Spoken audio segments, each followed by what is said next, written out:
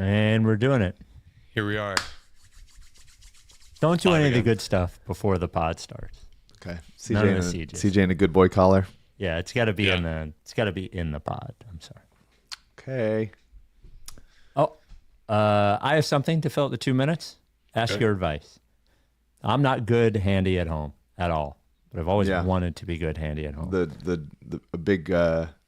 big drill gate from a few pods ago. Yeah. And people were wrong. It was an electric screwdriver I was talking about. It wasn't a drill. Okay. Because when you're putting the anchor on the wall, it's actually like a screw. It's not you only need to do a little tiny hole. You make the hole, yeah. Yeah. Well, commonly with a power drill, you have multiple attachments, and you can use. CJ, can you shut the fuck up for 2 seconds? Go on, Spike. Yeah, go ahead. I hate this fan, and I don't want a ceiling fan in here. I'm never going to use it. I was just looking, like, how hard do you think it would be for me? I looked at online instructions just to take this off the ceiling. I wouldn't. I don't think it would be too hard. I think the more difficult part would be filling the hole after. Well, yeah, I think I'll just leave that cap there for now. You know, we also can't really see exactly. Oh, yeah. We just see the lights. Well, it's just like I just wouldn't fuck with anything electrical. If I just turn off if you're not locked in on how to describe a drill, I just feel like those are. I just wouldn't do it. I wouldn't do it, and I know, and I'm drilling left and right. I wouldn't do it. If I just turn off the breaker. Yeah. I would do it. This is a learning experience. Yeah. It may be a little choppy at first, but you'll come out of it better than you were going into it. Maybe I'll feel better. Yeah. And I'll do other things. You hire TaskRabbit, they won't charge you much. Yeah. Just somebody that I've done TaskRabbit a couple times. Nice and easy. Yeah.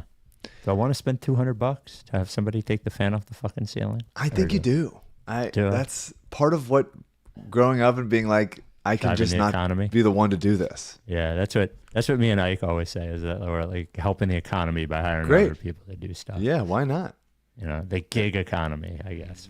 How about it? Give somebody a free Ricky shirt when they come by. Sure, they'll want it. Now they have a story. Yeah. I gave a Comcast guy, Xfinity guy, my Perfect Circle gold record once, because he was so amazed by it. I was like, wow, you'll be much happier with this thing than I will. There you go. All right, let's do the podcast. Where is it? There we go. On the show today, CJ gets engaged. That is the lead story here in August. But so generous of him to do it in August. Yeah, and I'll tell you what, it would be the lead story in October and November too. That's true. That's true. A 2 timelines question for the Sixers, and 2 questions about other, I guess, head coaches and front office execs in Philly. 1 Sixers related, 1 not Sixers related. The Rights to Ricky Sanchez podcast is presented by DraftKings Sportsbook. Sign up for DraftKings Sportsbook by using promo code RTRS. And brought to you by Barker Therapeutic Dog Beds. Get yours at barkerbeds.com/Ricky. MortgageCS. Become a MortgageCS Ricky VIP at mortgagecs.com/Ricky. Kornblau Law, the official law firm of the process, and Surfside Iced Tea and Vodka, the official canned cocktail of the Ricky. Speaking of Surfside, what enormous news that Xfinity Live is going to be stateside live. I read in the Business Journal it is for the next 15 years. Wait, is this real? Yeah, you didn't see this? No. Oh, yeah. Surfside, Xfinity Live is now stateside live. I don't know when they're changing the signage or whatever, but congratulations to our friends at Stateside. Insane. Now, I also saw, by the way, Surfside is advertising on Pablo Torre Finds Out now. Wow. Yeah. Look. What are they doing with little old us? They do with little old us. But I'm very proud because Stateside Vodka, I think Surfside has gotten so big, I don't know that everybody connects Surfside to Stateside, you know? So Stateside, like a Philadelphia local distillery. We were the first place they advertised, I think, starting in 21. It was definitely COVID-y when they started. And now, like, Xfinity Live is called Stateside Live. Incredible. Their Dodgers Surfside cans. It's unbelievable. Tons of Stateside promotions around here. Yeah. So, good for them. Yeah, it's we amazing. should be somewhere small on the promotion or on the bottle. Yes. Yeah, but there should be a corner. There should be the Rights to Ricky Sanchez corner. Just a tiny little thing. Yes. It almost looks like a blemish. Yeah. But we should be on there.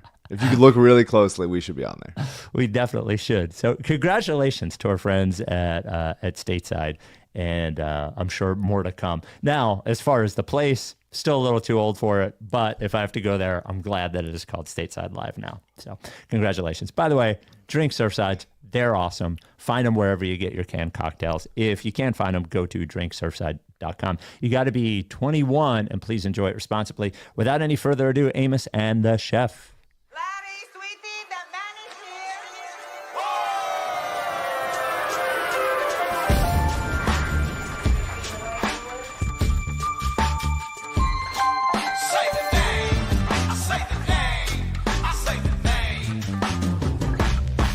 We were right, y'all. We were right. Even when it went wrong, we were right. We was right, y'all. We were right. So say the name. Say the name. We were right, y'all. We were right. Even when it went wrong, we were right. We were right, y'all. We were right. So say the name. Say the name. Say the name.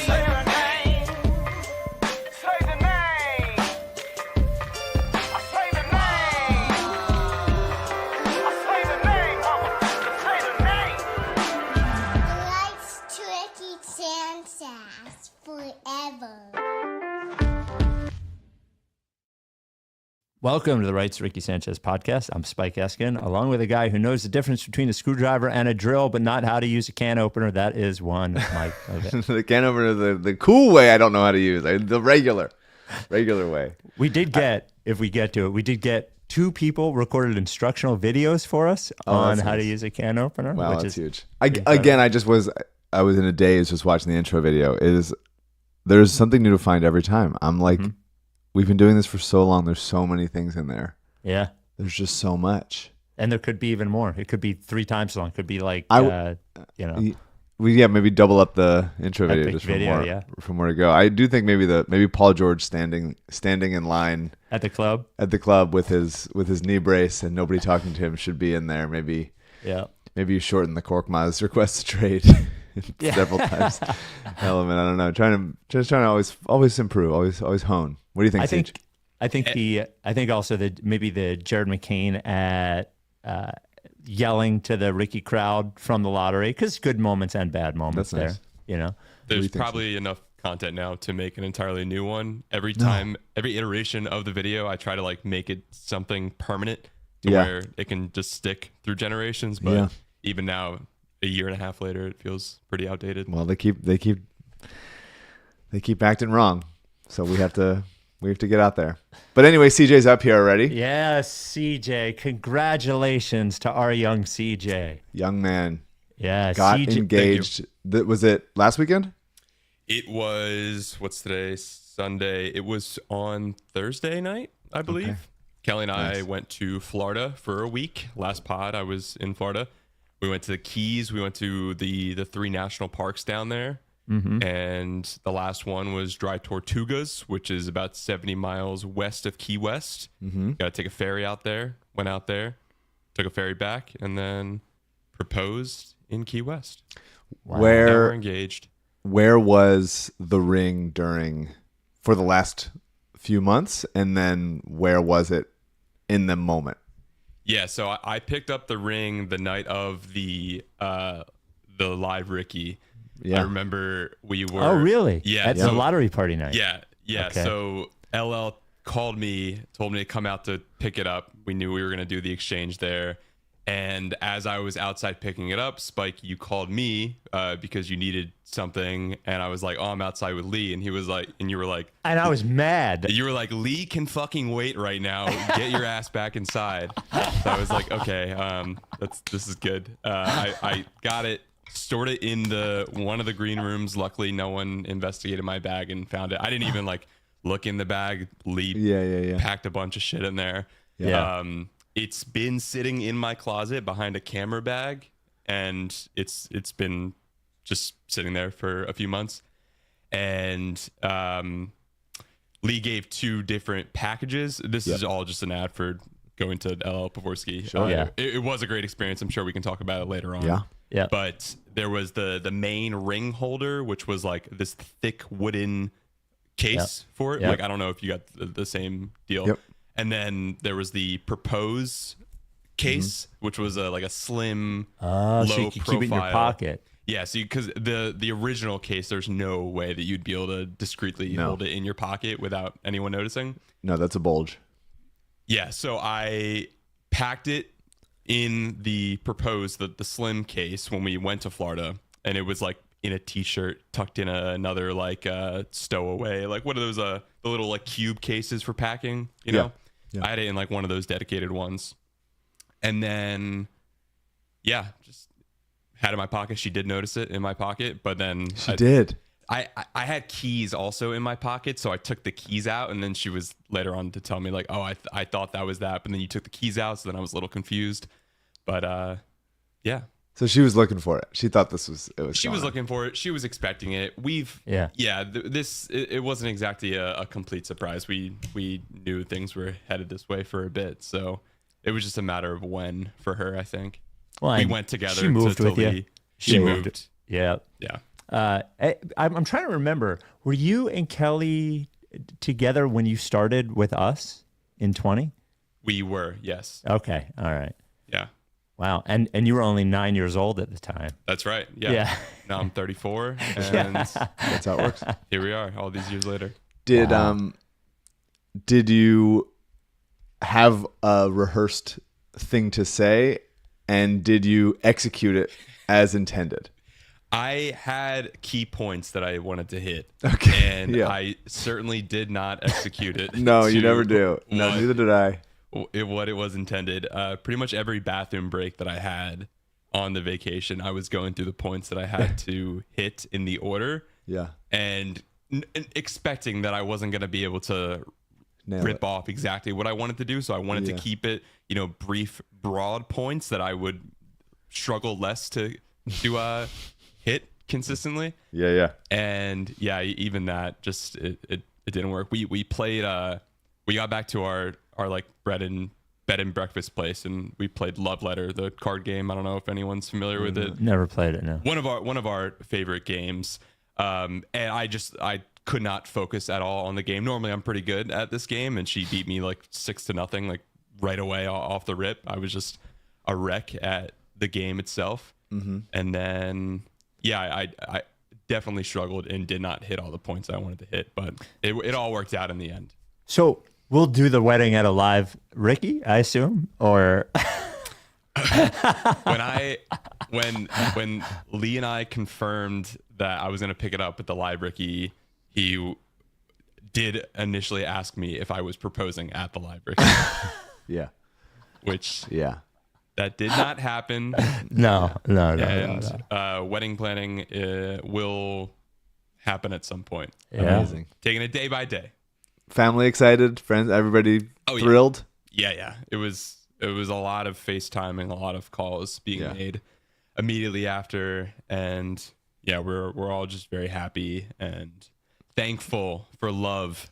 That's right. Congratulations, CJ. I'm happy I for like you Kelly guys. too, so that's a relief too. Very exciting. Thank you. Yeah. Very exciting. Well done, and thank you for using our sponsor. Yes. CJ. Of Yes. course, it's in my contract. Yes. Mike, how did you propose? I don't think I know this. It was during COVID, and we were at John and Colleen were out of town, and we were dog sitting for them. Okay. At this nice place that they lived, and I was doing a fantasy football draft. It was 4 years ago in a couple days, and I was doing the How I Met Your Mother fantasy football draft on Zoom, and Alyssa went to pick up a mirror, like from like a place a couple, like an hour away or something like that from like Facebook Marketplace or whatever. Okay. And she was like, "It sounds like your draft is almost over. You could probably come help me do it." And I was like, "No, it's going to be a while." And because I had all this stuff like to set up and stuff, because they had a really nice like backyard that overlooked the ocean and everything, and so she left, and then I immediately like go into action to like plan some stuff. It was like designing things and getting the music right and all that stuff. And so when she pulled home with the mirror and she was all sweaty from from getting the mirror, she heard like a bunch of music, and I was waiting for her out back, and the dogs were kind of panicking because I was really stressed out. I was trying to get it in time. Dogs can tell, man. Dogs can tell when you're they knew it was that. Yeah. And I had set up a camera to try to see her reaction to stuff, but I was doing it all by myself. And so there was like, the bar of a window, like the posts or whatever.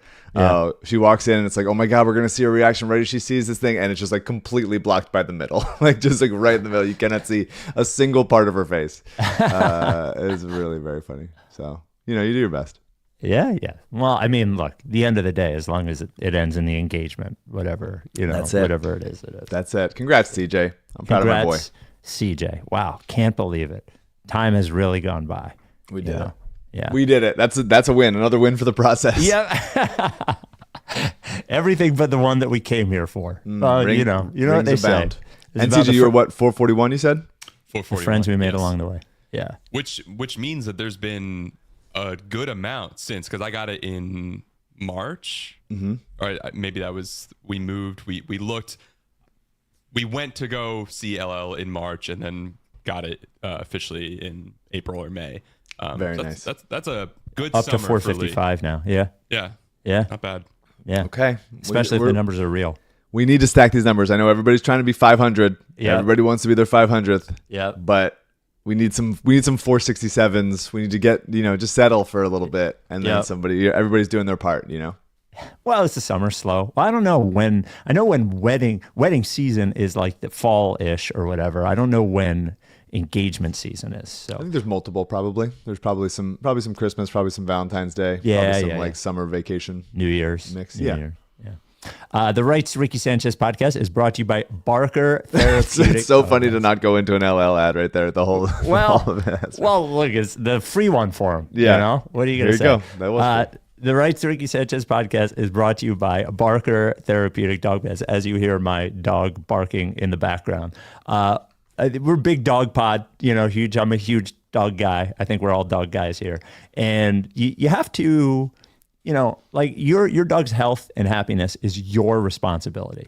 That is up to you. So how healthy your dog is, how happy your dog is, you got to take care of that. You can keep your dog healthier and happier with a Barker Therapeutic Dog Bed. Go to barkerbeds.com/Ricky. That is barkerbeds.com/Ricky. You go there. We got a new one, Lily, I think the dog's name was. You go there, you find out everything you can about the beds, but you also get the processed pup patches. You also get the stickers. You also send us a photo of your dog on the bed, official processed pup. What is the difference? Why should you get this dog bed as opposed to any other dog bed? Well, this one is a real bed. It's a real mattress. And that makes a difference in the support of your dog's joints as they sleep. And your dog sleeps a fuck ton.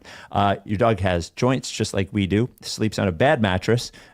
It's going to be worse for your dog, especially as your dog gets older, develops arthritis like many dogs do, But if your dog is sleeping on a proper mattress that supports their joints, in their older years, they will fend off the effects of arthritis, and maybe they stay younger and, springier, even longer. It makes a real difference. PennVet did a study on Barker Therapeutic Dog Beds, big reductions in pain severity, improvement in joint function, reduction in joint stiffness. All this is really, really, really important. On top of that, Barker Therapeutic Dog Beds look good. They come in all different sizes, from tiny one, Barker Jr., all the way up to the big one.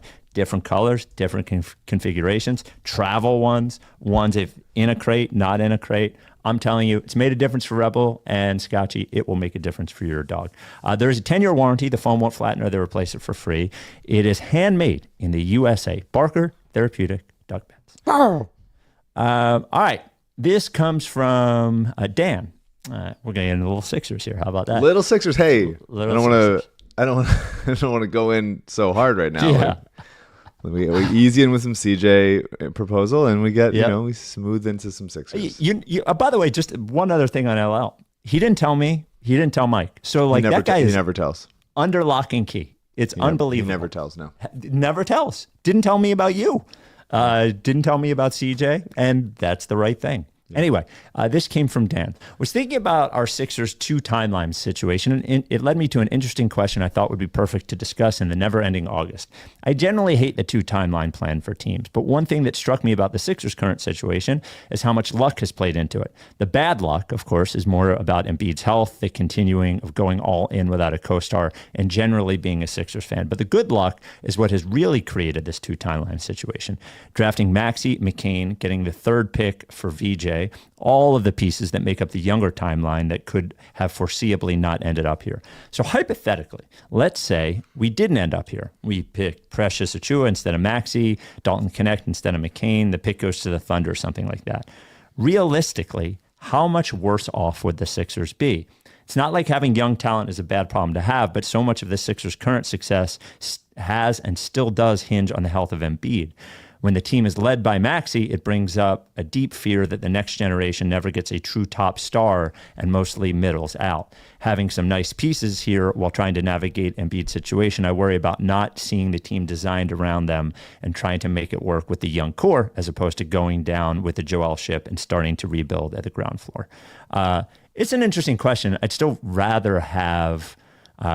we do romanticize bottoming out a little bit here. And I would rather have those guys than not have those guys ultimately. Yeah, I mean, the curse of the Sixers over the last 10 years is that for the first 5 years or so after Joel was picked, they drafted horribly.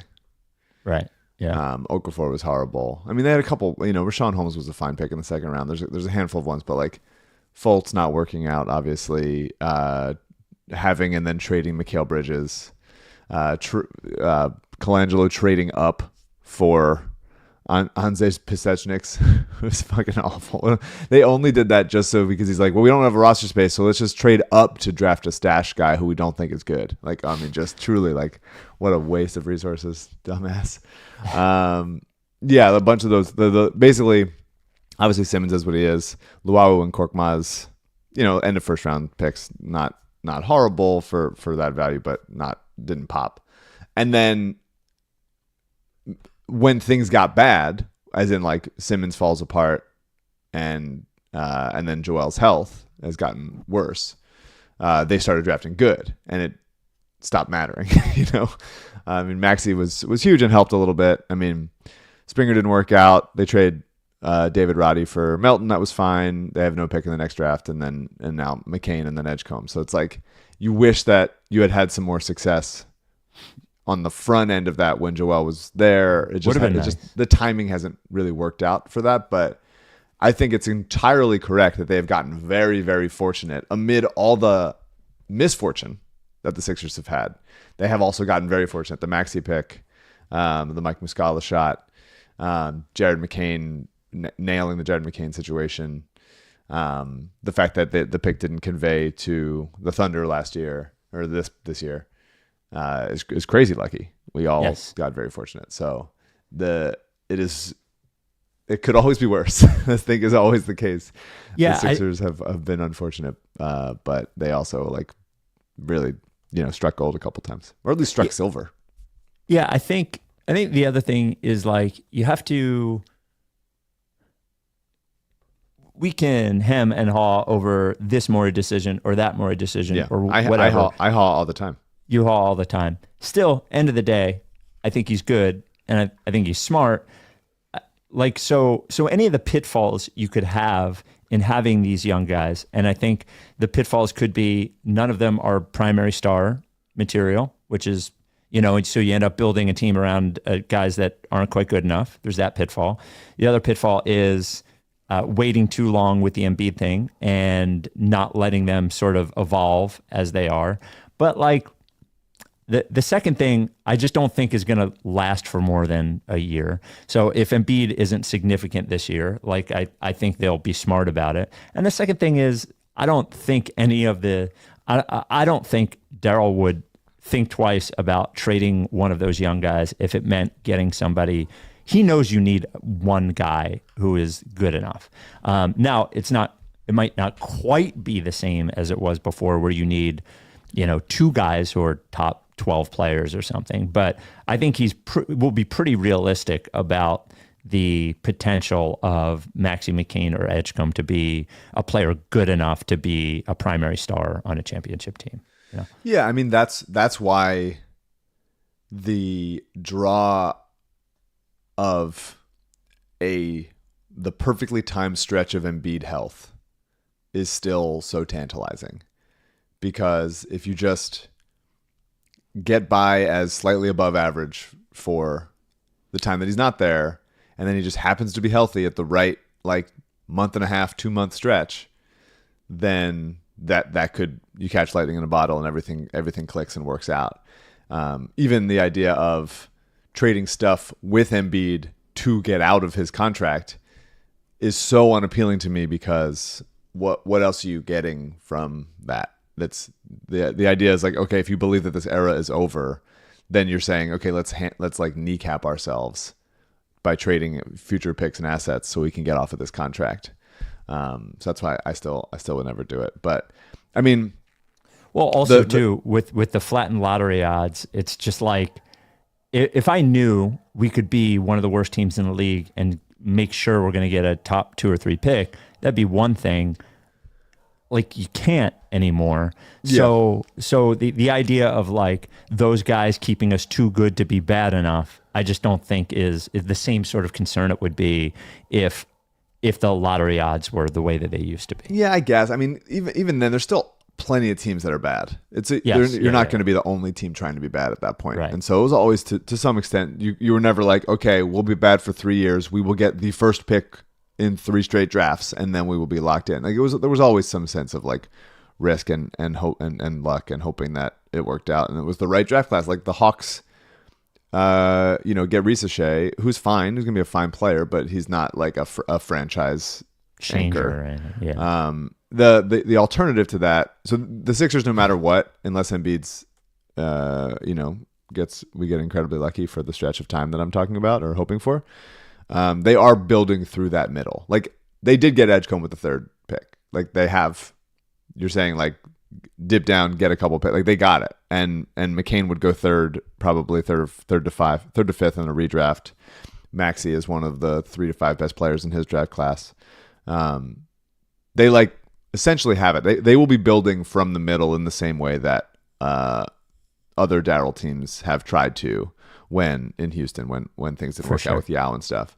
But the alternative to that is Halliburton, who I love and have loved, him being a franchise, him being a number 1 player because of how specific his game is, and leading his team. And obviously it's not just him, but he is really the straw that stirs the drink there, and setting up the culture of how they play on the court, made that team so specific and so hard to beat. If McCain becomes that guy in the way that Halliburton was for Indiana, then that changes things. Even if he's never, no one would say Halliburton is a top 5 player in the league at this point, but he got his team to the finals because of how good he is and how much he the team has a style of play that becomes, when it's on, really, really hard to defend against. Well, and the top 5 thing will be interesting once the older guys are gone. Mm-hmm. It's the top 5 is weird because you still have the Currys and LeBrons and Durants all sort of lurking around there, but we're going to wake up at some point in the next 3 years and all those guys are going to be gone. And the top 5, Tyrese Halliburton is going to be a lot closer to the top 5 than he would be right now. I love this. That was not something to say bad about Halliburton. No. I agree. I'm just saying, I think our perception a little bit of how far away he may be. And I don't love him actually, but how far away he may be is sort of tainted by excuse me, by the fact that the top 5 has been, or top 7 has been so full of old guys. So many guys we've known for so long, Yeah. So wait, was there one other thing? Oh, I just realized that all 3, Alyssa, Kelly, Val, all have gotten rings during the pod, and the Sixers haven't. That's true. That's true. So that's pretty big. Straight up. Pretty big. Real quick, Bark in the Park is back. When you're signing up, we've had a couple of problems with this. When you're signing up for the team, don't just sign up, there's a place when you sign up, and we'll put the link in if you go to rightstoRickySanchez.com/bark, where you can pick the team that you're on. Pick the Rights to Ricky Sanchez team. So Bark in the Park, again, to benefit the Providence Animal Center, October 11th, Rose Tree Park, a little bit earlier this year, so guarantee yourselves a little bit better weather. And as always, we have a T-shirt, the team shirt. When you race, you join the team, raise $50. The team shirt designed by Olivia Smith, a local artist we haven't had do before. Here is the shirt. She did a great job. I said, do whatever you want. Just put Bark in the Park, Rights to Ricky Sanchez, and use Rebel. She put Rebel on a skateboard, which I think is pretty funny. He'd be shitty at skating, but raised 21 grand last year. Want to beat that. But again, go to rightstoRickySanchez.com/bark, and that will get you to the sign up. But make sure you're joining the actual team when you do it. Okay. This came from Akil, who has a, different. This is different. We'll get to Akil in a minute. So we have information via DM on Instagram. I believe I saw the information. I believe it. I won't say who it is, but a high-ranking Philadelphia sports executive that is not Daryl Morey went into the restroom, did number one, did not wash his hands. Wow. Yeah. And we know it was, how do you know it was number one? Because that's what the DM showed, that it was number one. It was definitely number one. DMs showed that it was well, the DM from the person who was there. Someone at a urinal. Yeah, I don't want to say who was there, but I believe, given who it was, that this is true. And I'm not going to out who it is, but I will say it's not Morey, just to erase the possibility. It's a short list.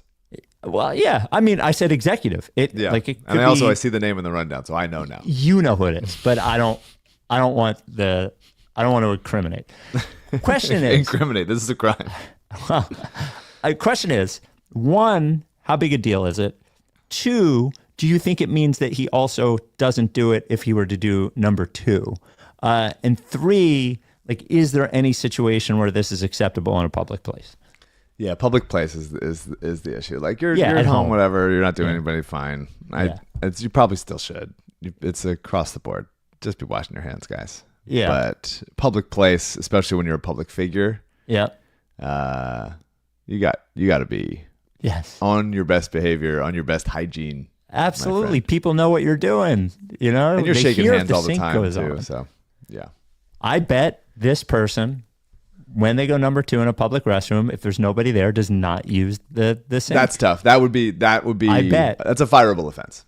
100% it's a fireable offense. Yeah. Yeah.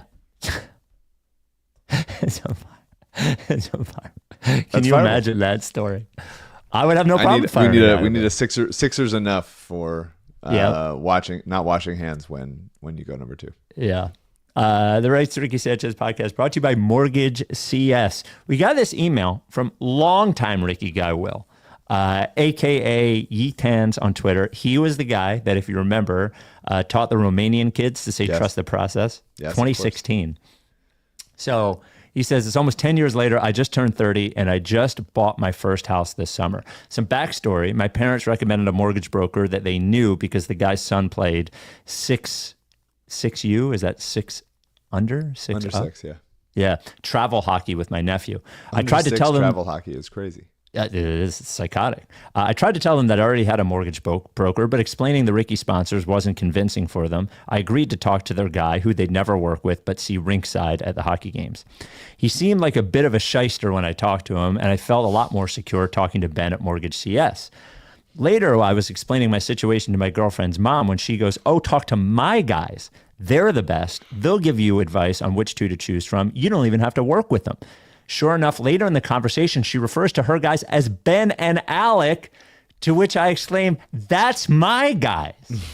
Of course, I felt even more confident moving forward. Ben and Alec got me a great rate, and my realtor raved about them every time they had to coordinate.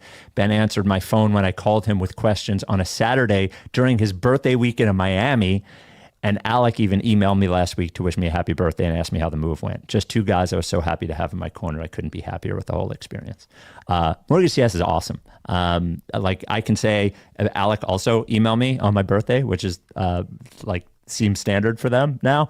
But you will just notice, if you've worked with a different mortgage broker, you will notice every difference with MortgageCS in that it's exactly like Will said. They're thorough, they're responsive, they're friendly. They don't ever make you feel like you're imposing. And buying a house now is kind of tough, and having someone like MortgageCS in your corner is a big deal.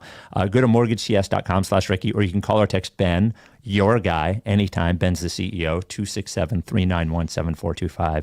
That's 267-391-7425. And if I can give you one piece of advice, start with MortgageCS. Even if you're not looking to buy a house for another 6 months, 8 months, whatever it is, if you start with them, you can avoid awkward conversations with your realtor who wants you to use their guy or whatever. And also, they will be ready to go as soon as you're ready for that pre-qualification letter. Once again, mortgagecs.com/Ricky, or call or text Ben at 267-391-7425 anytime. This advertisement is not a commitment to lend or extend credit. MortgageCS is an equal housing opportunity mortgage broker. All loans are subject to credit approval. Certain restrictions may apply. Company NMLS 1464766. Visit mortgagecs.com/Ricky for more information. We got this email from David. RaceRickySanchez@gmail.com. I've done I'm with you, he means me on this one, on the 180 you've done on Nick Sirianni. He's gone from a joke to a legit culture builder, and I think he is inarguably a top-tier coach in the NFL at this point, despite not being an elite X's and O's guy. My question, if you could wave a magic wand, would you have Nick Sirianni coach the Sixers? He obviously lacks any relevant basketball experience, though he does play horse all the time with the players, but I'm not really sure how much that matters. It'd be easy enough just to have an assistant draw up plays and rotations, and that's not really the most important job of an NBA coach anyway. What the Sixers need is culture and accountability, toughness, and togetherness, as Nick would put it. What do you think? No. Yes. No, that's I would do it in a second. I would do it in a second. I would do it in a second. You need more than just like the like rah-rah football coach guy that goes on the sideline. Well, no, I'm saying the like screaming at guys, whatever, the accountability stuff. But that's not who Nick is. I'm saying any kind of football coach culture thing does not apply to basketball. You are misinterpreting what football culture is in 2025, I think. Like, he's managing guys that are making $30 and $50 million. Sure. It's not like I'm just not giving him another sport. I'm just not saying he should have another sport. I'm not saying that he is not doing a good job or that his job is I also did a 180 on him. I was the Eagles before last season, that in-between season was the worst team I've ever seen. There's never been a worse team than the Eagles when they made the playoffs against the Bucs and lost to the Bucs. It's the worst team in sports history. And the fact that he bounced back from that and they had the season they did last year is incredibly unbelievable. He deserves a lot of credit for it, of course. And I'm not saying, and of course, he's managing personalities, the Brandon Graham thing, the AJ Brown thing, like, of course, all this stuff. He's great. I'm just not saying he should coach basketball or hockey or baseball or anything else. He's a football coach. Would you rather have Nick Nurse or Nick Sirianni? Nick Nurse. I would pick Nick Sirianni. That's insane. It isn't, because here's why. Nick Sirianni is clearly supposed to be like some genius X and O's guy, and he didn't even fucking do that. You just hire some fucking X and O's guy to be your offensive guy, hire some X and O's guy to be the defensive guy, and let Nick Sirianni make everybody work harder. No. Yes. Coach David Thorpe is going to come to your house with a baseball bat, start smashing things. I'm telling you, I would. Originally I read this and I was like, that is a stupid idea. And then I thought about it and I was like, how hard could it be to go just find some fucking... That's like the people that are like, you should get Ted Lasso to coach. Like, it's just like, guys, come on. Let's all grow up a little bit. Let's all just decide collectively to grow up. I'm grown. Okay, so we have 2 questions from Akil. We'll start with his platonic relationship advice, which we're getting more of now, and then we'll move to his sports question. I don't know if platonic relationship advice should have the Eliza Hardy-Jones song, or maybe it should have a different Eliza Hardy-Jones song. If there's maybe a Friends type song that someone could deliver us. The first one that I think of is LCD Sound System. But we don't know have them. That. Yeah. We don't have it. Yeah. Unless they listen. If you listen and it's okay that we use that song, maybe the Friends theme, if whoever wrote that. Them either. Yeah. This is from Akil. I also have a question about platonic relationship advice. I'm wondering what you think of some issues I'm having with a friend of mine. For context, I'm a black man and he's a white guy. My issue is that I've got increasingly uncomfortable with him always sending me, quote, black memes and videos.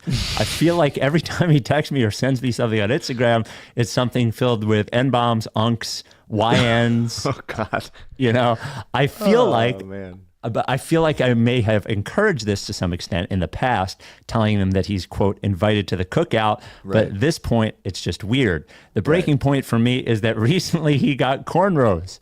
No. Yes. However, No. yes. However, I haven't really said anything to him about this because he's also been going through it personally and had a pretty nasty breakup. Occasionally, those human issues will shine through and he'll ask for support, but I feel so turned off on the friendship overall that it's so hard to look past those things.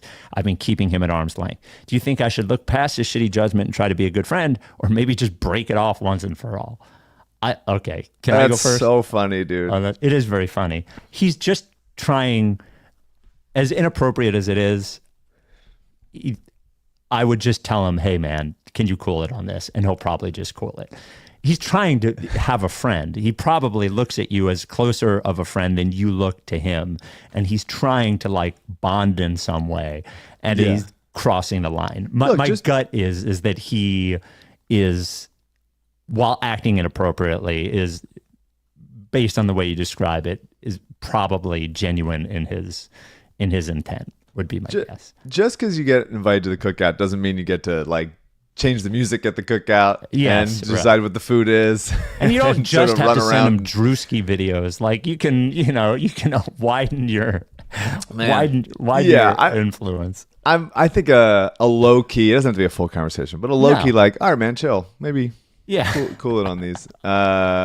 That's very funny, dude. Yeah, That's I think he would. But then the cornrows, I think, maybe takes it to a place where like he's really going for something. Looking for identity, maybe. Yeah. Maybe he feels lost without his relationship. Oh, that's funny. I tend to want to give him the benefit of the doubt if he was your friend and you guys had a relationship. I don't, unless you don't like him at all. I would definitely give him the, hey, cool it, before you just decide not to be friends with him anymore. Yeah, I leave it to. I obviously leave it to Akil. Not really our place to say, but he asked. He's asking. So He's asking. So I would say I would definitely hit him with a. All right, maybe ease up, ease up a little bit there, champ. Guys are so fucking funny, dude. It is. Well, it's sort of why all of those so the friendship is the one I just saw, but what's the other one? I Love You, Man. Is that the other movie that like is the like Paul Rudd from like 15 years ago? Yeah. And Friendship is the Paul Rudd one of now. Yeah. It's just like there's so much truth in those movies. Like the guy friendship thing, the new guy, the adult male friendship thing is always very funny. Okay, so Akil did have a sports question as well. Hi, Spike, Mike, CJ, and Daryl. For a semi-related basketball question, I'm wondering what sport do you think has the best and worst playoff format? I think NFL's one and done is the most exciting, but it can lead to random chance. For the MLB, I think it's kind of silly that you can play 160 games and then get bounced in the playoffs in a best-of-3 series. I say the NBA has the best format overall, but I don't like how the playoffs have almost become a second season. I feel like by the finals, I barely remember the first round matchups anymore. And of course, teams barely care about the regular season anymore since the playoffs are such a grind in their own right. It's a good question. I'm having trouble contemplating the answer. I think baseball is largely the best. And the only teams that would get eliminated in a 3-game series is not a team that won a division anyway. Do you know what I mean? Like that, it's a team that you can make an argument should not even be in the playoffs. So I think basketball would be the best if there were 5-game series, to be quite honest with you. If everything was a 5-game series, I think basketball. Yeah, or at least the first 2 rounds are 5 games, maybe. I might say basketball, there should be fewer playoff teams, maybe. Yeah. In the NBA. Yep. I mean, the tricky thing with playoffs is like if you wanted it to be who the best team was all season, then you would just not have playoffs and it would just be the end of the year and you would be like, okay, this was the team with the best record. They are the champion. Or like baseball when there were 2 teams in each league that made the playoffs. Yeah. You know, America, you know, AL But then it all East, comes AL. down to 162 game season. All comes down to like one 2 playoff series. series, and all of a sudden, like, you know, your best guy's hurt. So there's just never going to be the perfect mix. Like, I love, obviously, March Madness. I think that is the best. You give me a bracket, you show me a bracket. You let me take a peek at a bracket. I get levels of excited I never get in any other way. And it just the 64 team, and obviously it's 68, but if they keep expanding, I'm going to be really upset. Oh, they will. They are going to, but I like that at least they're like holding it off. We're stemming the tide. Right. But yeah, I mean, there's always going to be some sort of playoff randomness. Obviously, the NFL has that as well. But yeah, I would say NBA probably the sweet spot if you made it like 6 playoff teams, and then it was like a play-in to get to there, and then there's like 5 rounds or 5-game series early. So then it's like, okay, the conference finals and the finals are really where the 7 game. That's where you really battle it out. And football, you can't do anything other than one and done. Yeah. It's just like they already have too many football games. I would argue. Well, yeah. The thing I think about football, and I've said this before, I think, but like when people wrote off like Bryce Young after like a season and a couple games, obviously he wasn't good, and obviously he's short and, you know, an anomaly, and like, you know, measurements wise, an anomaly there, but.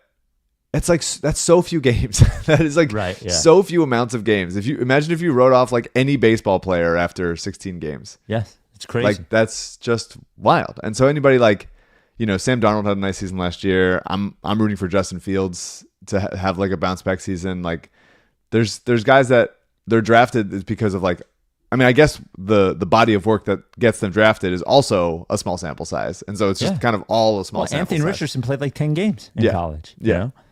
So I don't know. So I think people are making very, very sweeping decisions based on very few, you know, very little tape, really. Well, but by the way, it's also why I think, to its credit, why football has not been as infected by over analyticing, because there's just not enough games to have the sort of like, you know, mass of data you would need to make those decisions, you know, in a responsible way. So, yeah, for sure.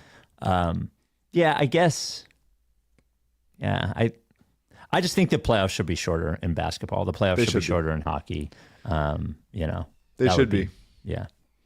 And I don't know if you saw this, Jason Stark said if they along with the MLB realignment, he thinks a 152 game schedule, so knocking 10 games off the season, would be possible. So interesting. Which I never thought I would see in my adult life, any league cutting down on games. So interesting. I wonder it's so tough because so much of that is you can always make more games so that you go statistically you're like, oh, more chance to break the records, and baseball is such a record sport. Yes. If you get fewer of them, then it becomes the like, well, how much, you know, how many players are like, I'm trying to get 500, I'm trying to get, you know, that kind of thing. Yeah. For sure. The Rights to Ricky Sanchez podcast is brought to you by Kornblau Law, the official law firm of the process. If you need them, Kornblau at kornblaulaw.com, KORNBLAU, 215-701-4467. The last time we talked about Kornblau Law, I said, Kornblau, even though it wasn't personal injury, I went to him and I'm like, having this problem with the people who sold us our house. It's flooding. It's fucked up. He took care of it for me. We've had a lot of Rights to Ricky Sanchez listeners that have reached out to Kornblau with some sort of legal issue. He helps every one of them. If he can't help you, he will find somebody who can. As far as personal injury goes, there's nobody better. And like the biggest difference here is that the person that I'm talking about is the person that you're going to deal with. You're going to deal with Adam. You're going to deal with Kornblau, the person who's been doing it his whole adult life. His parents did it. Like he is obsessed with it. He is actually what he likes doing in life is this stuff. When you hear other personal injury law firms advertised, most of the time, all they're doing is advertising so they can refer you to somebody else. They're basically just like referral services. That's why you hear the disclaimer at the end of the ad, I can't even practice law in your state. Well, then what are you doing?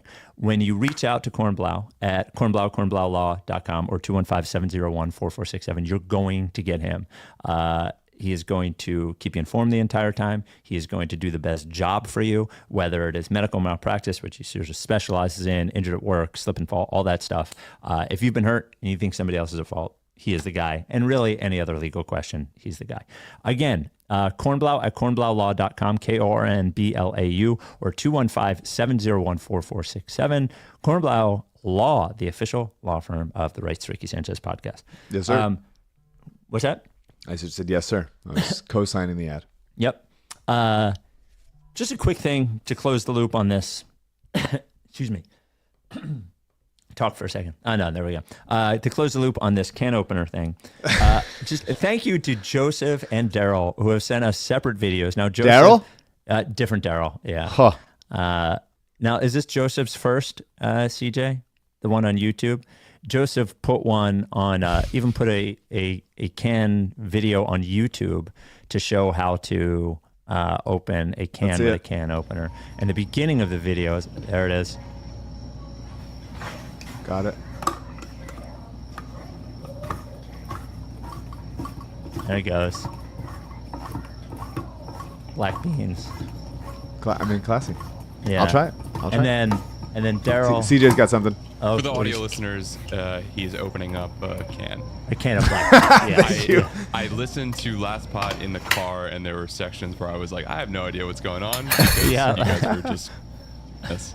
Talking about what we're looking at. And then Okay, thank so you to- that was interesting because he did the finger around it saying, like, hey, look how not sharp it is. Yep. And then Daryl did a video. Thank you to Daryl. Actually, this isn't public. This is Dropbox. So this is the other way to open the can, not with it top, with it sort of on the side. The regular way. Yeah. And he insisted I show you this, but there it is. You hook it onto the side. This is ridiculous. I can't believe I'm teaching two grown men how to do this. That's the regular way. That's the way I did it. Side, Yeah. So it sits parallel. With the accent and the unboxing voice. Yeah. Now you're attached. This, there we go. this we know. Simple Yeah. as. Yeah. That one Daryl. we knew. You turn the That handle one we knew. There you go, Daryl. and off it goes. Great. We got this from Jason, writes rickysanchez@gmail.com. Unbelievable. We're deeper into August than we've ever been. Yeah, this is the most August the podcast has ever been. We're gonna need CJ to get engaged. If you're again or listening to something. this podcast at this point, you're this far into it with the CJ proposal and the multiple, part 3 of Tyrese Maxey doesn't know how to open a can. I think you should legally know our social security. Yeah, card. yeah. You should have it all. Just here, take it. Yeah, I'll put you on my wife and I's money market account. Yeah, or just get in whatever. there. Yeah, You do whatever you want. We got this from Jason. It seems like most fans aren't expecting much this year. We should be. The East has never been weaker and will never be weaker. There are only 2 true title contenders in the conference with the Cavs and the Knicks. These teams certainly have flaws and are very beatable too. Celtics and Pacers are non-threats. Take advantage of this. It's year 6 of Morey. Embiid and George aren't getting younger. Maxey is 25. It should be his best year yet. You have good supporting role players in Grimes, McCain, Edgecombe, Oubre, Watford. There's no reason for this team to be a play-in team or a first-round exit. I can't emphasize how weak the conference is and the fact that this team has a lot more talent than fans realize. They should be right there with the Cavs and the Knicks and able to hang with them. Anything less is a disappointment. Well, your lips to God's ears, Jason. Yeah, I mean, okay, sure, yeah. This text email from the normal zone. Yeah, we know, dude. We get it. If Embiid's healthy, they should be good. Yeah. He has. If Paul George is not, completely decrepit, then they should be good. He shot Well, honestly, 27% if Embiid's healthy- of wide open corner threes last year. That's insane. Yeah, I mean, and by the way, even when the conference was harder, when Embiid's healthy, we had no excuse. We have no excuse for the losses when the conference was better than it is now. Yeah, nobody's kicking their feet up and going I'm totally cool if they're 40 and 42, and there should be no expectations. It's the last year was just hideous, and we don't know who's going to be playing. So, Yeah. but if everybody's healthy, then fuck yeah, man, they should win the East. Let's see it. We demand it. There it is. Yeah. I demand. We demand it. finishing up with so many AMA questions. This is from Long Jumping Group 946. Let's assume Embiid barely plays this year, and it's similar to last year. However, Okay, this guy clearly hasn't talked to the previous emailer. Yes, yeah. Let's assume Embiid barely plays this year. It's similar to last year. However, PG is relatively healthy, and the Sixers end up a 5, 6, 7 seed on the strength of a stronger than expected rookie campaign from VJ, McCain looking back to normal and steadily progressing throughout the year, and Maxey taking a slight jump and is viewed as a low-end star. What does next offseason look like? Doubtful you can get out of the Embiid deal through a trade without giving up assets or stretching. Do you move him and give up assets? Or do you decide to keep him and add to the fringes of your young core and keep drafting assets? Now we won't have our first round pick next year if that Right. happens, If that's in that case, they would give it up to the Thunder. Yeah. I think I think it's a very realistic outcome where Paul George is a lot better than he was last year. General group health. Yes. Bona and Drummond are like enough to be passable backline defense. VJ is fine. McCain's plays a full season, all that kind of thing. Yeah. Maxey doesn't have the worst start to his season for his career. I think they could absolutely be a 5, 6, 7 seed, even if Embiid plays like 25 games. I had not thought about what next offseason looks like in that world. They probably say they win one round or lose in the first round in 7 or something like that. I think the offseason looks like finding one more guy. Maybe you find a way to trade Grimes. You just continue to sit on the Embiid contract. I'm just never trading stuff with him because then they're at such a disadvantage to like ever make that team better. So they're having to. I just don't see that working out for them. Even next offseason, they'll still have 3 years left in that contract. I think you could ask what happens if maybe Paul George has revived his value in that situation, and you're able to maybe make a trade there. To get assets and players that are good enough to fill out the young core. I think that could be an option in that case. I think so. I think if say Paul George has a season that is closer to his last season in LA, and he's got 2 years left on a contract, some team, and he's still a good defender, some team wanting that and going like, all right, here's like a crappy contract we don't want, and we'll throw in a pick or something, then I could see it happening. But I think age and Paul George vibe will be kind of prohibitive for that happening, even if he has a great season. And if he has such a great season that the Sixers go like, hey, we can still build on something. Edgecombe had a really good rookie year. We think he's special. I think they'll probably just go back to the well. So, I mean, next offseason would look like, you have Oubre's gone, Drummond is gone, and then there's some veteran minimums that would be gone. Can you sign somebody to the mid-level or something, and get somebody in there that would be helpful, maybe like a more athletic 4 or something like that. But I think they probably would just try to run it back in some way like that. The Grimes piece would then be not only tradable, but also like very useful to someone if they go, especially in a world where Edgecombe has a better than expected rookie year. You could go, okay, we think Maxey McCain can play together at least a little bit, and we want to see it for longer. Edgecombe is really nice as the piece next to either of them. So let's trade Grimes and something for something that makes sense. That kind of conversation. But I don't think in the world where I don't think they're really in any world, unless Maxey McCain is so maybe they would trade Maxey in that situation. I mean, I think it'd be interesting and polarizing, but I think that kind of conversation. But there's just no version where I think anybody's trading anything of value for Embiid, especially if he's not playing for most of the season. And I sort of don't think PG is going to be, even if he resuscitates his value, I don't think someone's going to be like, here's 2 or 3 first round picks for him. Like No. I find that hard. Yeah. This is from Gary Cooper on Twitter, or Wide World of Sean, at Wide World of Sean. This is not a joke and a real question. My rec league basketball team can't get past the second round of the playoffs. Wow. our typical weakness is getting slowed down by press man defenses. Coach Mike and player Mike. How can a rec league team score against press man? I mean, I yes. coach basketball in Los Angeles. Coach Mike. Coach Mike. When she does this, do that. I ran a 1-2-1 zone. Coach my ass off. Mike? Thank you for my music. At the rec league level, I think so much of when you're getting, he said slowed down, but typically it's sped up by press defense because you're trying to like rush through stuff and then you're running into the half court and trying to score in like a scramble. You want to pass out of a press. Make sure you're getting your bigs there around half court to be a safety valve and try to pass out of it.